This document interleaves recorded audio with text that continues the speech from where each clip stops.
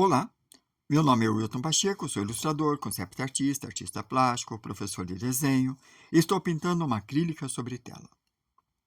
Jerusalém. Um nome que carrega o peso da história, o eco de orações e a textura de incontáveis pedras sobrepostas. Não era uma cidade grande como Roma ou Alexandria. Em seus dias de glória, antes da destruição, talvez abrigasse entre 30 a 40 mil almas em seus perímetros intramuros. Mas era uma cidade que respirava destino, um epicentro espiritual erguido sobre os montes da Judéia. Estou pintando aqui, construindo camada de pigmentos. Agora estou passando grafite e desenhando os prédios. Essas muralhas, que são mais defesas, são testemunhas. Elas viram o império passarem, assírios, babilônios, persas, gregos, romanos. E no tempo do relato, que nos guia, o caminho de Emaús. Eram os romanos que ditavam a ordem, com sua fortaleza Antônia, vigiando de perto o templo. A alma da cidade era sua pedra, uma pedra local, calcária, relativamente macia, quando extraída da caverna de pedreiras nos arredores, mas que endurecia com o tempo e o sol. Eram dessas colinas que saíam grandes blocos, alguns medindo metros de comprimentos que formavam fundações do templo. As casas dos mais abastados e as muralhas herodianas. A pedra de Jerusalém tem uma cor quente, entre branco, creme, dourado, pálido. Ao amanhecer e ao entardecer, ela parece incandescente, como se guardasse o próprio sol em superfície. Eu pintei o fundo desta cor para conseguir fazer essas pedras, acrescentando algumas coisas. A água. Uma cidade não vive sem água. Jerusalém não tinha um rio caudaloso em seu seio. Seu coração batia graças ao tanque de Siloé, alimentado pelo manancial de Gion, e aos complexos sistemas de cisternas que captavam a água da chuva. O verdadeiro rio, o Jordão, ficava a cerca de 30 quilômetros a leste, num desnível brutal, separando a cidade montanhosa do deserto da Judéia e do Mar Morto. Jerusalém era, assim, uma fortaleza de pedra e fé, abastecida por fontes ocultas de religiosidade humana. Ela não estava sozinha, olhando do alto, como um pássaro ou como um artista que visualiza o mapa antes de pintar. Você via outras cidades e vilas pontuando a paisagem. Para o norte, a poderosa Cesareia Marítima, capital romana na costa. Para o noroeste, a cosmopolita Cesareia de Filipe. Mais perto, a apenas alguns quilômetros, Belém, pequena e pastoril ao sul.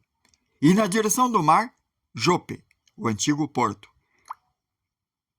Mas nenhum tinha o que Jerusalém tinha, o templo de Herodes. Uma das maravilhas construídas no mundo antigo. Uma plataforma colossal que hoje chamamos de Monte do Templo. Sustentado por muros ciclópicos de pedra.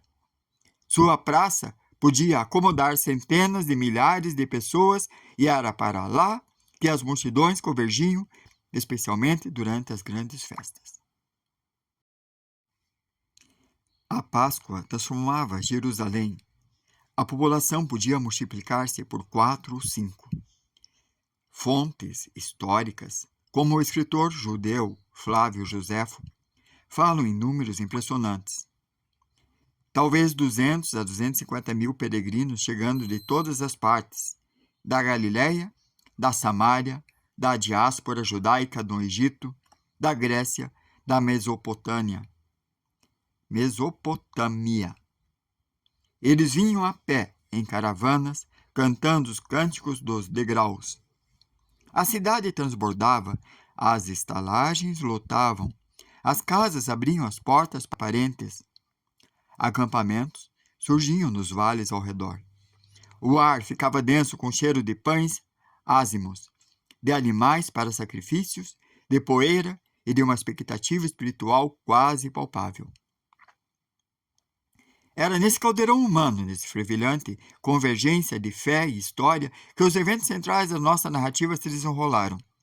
Jerusalém era palco, suas pedras ouviram os hosanas, sentiram o tremor da agonia no Getsemane e abafaram os ruídos das sentenças em seu pavimento de pedra.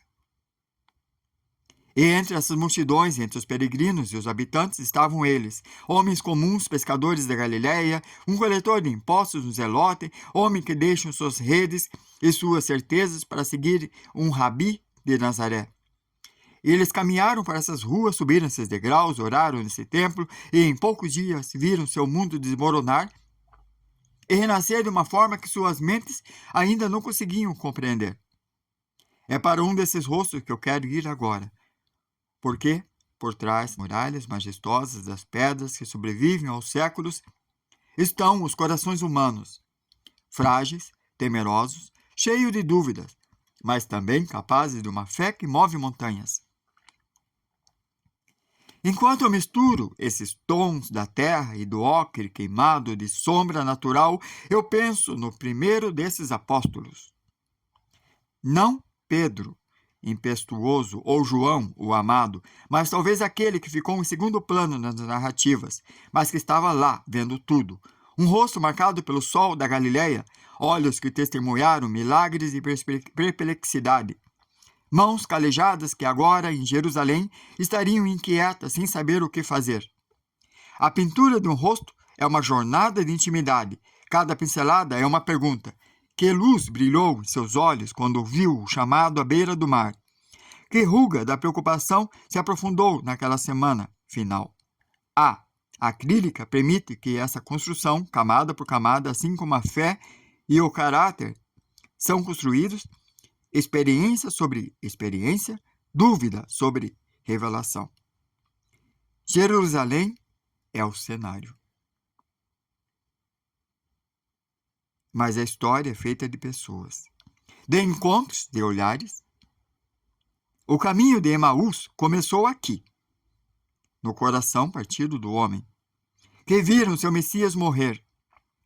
Eles estavam cercados por muros de pedras, mas os muros mais difíceis de derrubar eram os que haviam crescido em seus próprios corações.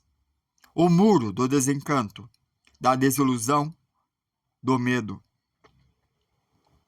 Enquanto eu dou forma a esse primeiro apóstolo, convido você a contemplar não só a grandiosidade da cidade do, mas também a humanidade frágil e profundamente amada daqueles que foram seus primeiros mensageiros. Eles carregaram a notícia que mudaria o mundo, partindo justamente dessas ruas, dessas pedras, dessas memórias. Na próxima etapa, acompanharemos seus passos para fora do muro, na estrada poeirenta que leva a Emaús. Mas por agora, ficaremos aqui em Jerusalém, no rosto de um homem que está prestes a entender a maior revolução. Não apenas acontece nos palácios, mas no interior de um coração que se abre. Sou o Wilton Pacheco. Essa é a nossa terceira parada no caminho de Emaús. No próximo vídeo, vou continuar pintando os prédios e talvez eu faça o rosto do próximo apóstolo. Obrigado a todos que me acompanharam. Até o próximo quarto vídeo.